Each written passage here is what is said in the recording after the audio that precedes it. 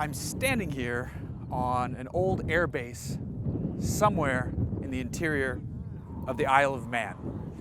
A few miles away, people are prepping for the TT race, the motorcycle stuff. I'm not a motorcycle guy though, I'm a car guy. And one of the sponsors of this event is Subaru. They like cars, they like driving. We've come to this airfield to drive. First up, we're gonna take our chances with a mildly upgraded BRZ. Then we're jumping into a rally spec STI. Today is going to be awesome, I promise.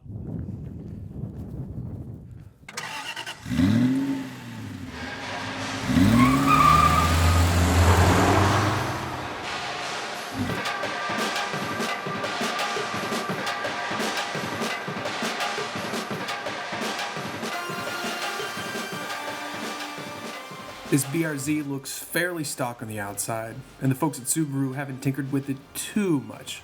What they have done, however, is taken a car that's already quite fun and made it tremendously fun. On the outside and under the sheet metal, Subaru fitted some different tires and wheels, but also beefed up the suspension.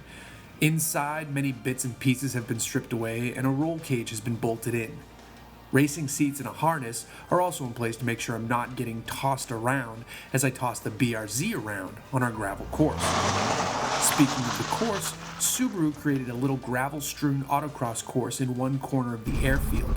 The route was a bit confusing at first as it had us looping back around on the original line. Despite the initial confusion, the car was clearly up to the task, and thanks again to the rally-minded folks at Subaru, the rear end was happy to come around due to the fact that the parking brake button was being held in with tape. The best line through the course was one spent sideways pretty much the whole time, and the BRZ was more than happy to oblige.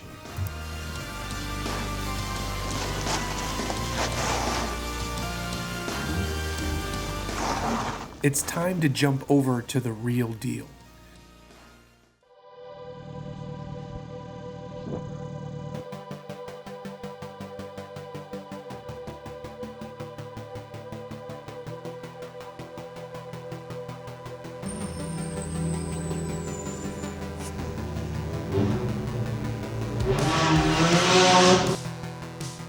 This is a slightly older WRX STI that's been set up under the Group N rules, which are now the Group R rules. Rally grouping is confusing to a newbie like myself, but what I do understand is the car in front of me. It's fully caged and stripped, fitted with all the necessary race electronics and telemetry systems, and it has a microphone system that plugs into the back of my helmet, which is good since I'm going to need to hear the instructions that pro driver Mark Higgins will be providing to me. Could you ask for a better co-driver on a day like this? The engine is a standard Subaru unit that's a bit louder and has had its ECU toyed with a little bit, but it's otherwise stock. The gearbox, however, is a full-on dogleg setup that's different from any manual unit I've fiddled with before. Higgins informs me that it's best operated with quick ins and outs on the clutch. Don't let the clutch hang between shifts. Additionally, you have to go through all the gears on the way down. You simply can't bang in a 4th to 2nd downshift ahead of a turn. Oh, and if I break it, the owner of the car is watching from the sidelines. And he's a big dude. Right, off we go then. The steering is tremendously heavy, but it's also exceedingly direct. I feel exactly what the front tires are doing, and that's important in a car like the STI, which enjoys a bit of understeer before you get back on the power and bring everything back in line. The brakes are equally heavy and everything requires a great deal of effort, but once you're moving, the car feels amazing. Now, this mini rally stage was set up completely on tarmac and it was a wonderful experience, but I'd truly love to see what the car could do on a slippery surface.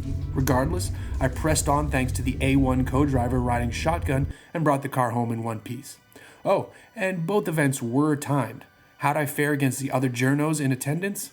Well, I came in second with the BRZ, and I ran the fastest by a fair margin in the STI. I told you today would be awesome.